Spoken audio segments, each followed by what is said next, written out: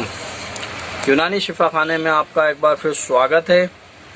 आज हम आपको एक और नई जानकारी दे रहे हैं।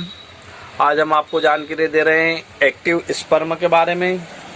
ये देखिए, ये क्योर कंपनी का एक्टिव स्पर्म है।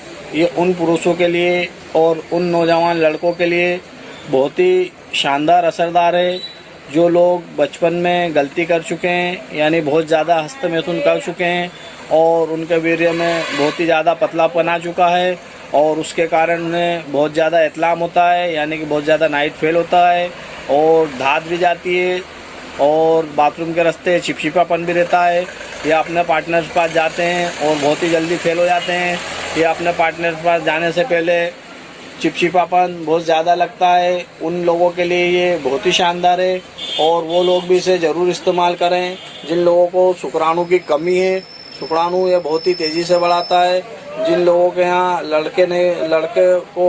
जिन लड़कों के यहाँ औलाद नहीं हो रही है, उनके लिए ये बहुत ही शानदार और बहुत ही फ़ायदेमंद चीज़ है। आप इसे एक बार ज़रूर इस्तेमाल कीजिए। अगर आपके लिंग में कुछ कमी आ चुकी है, ढीलापन है, टेढ़ापन है, तो ये उसमें भी आपको काम करेगा।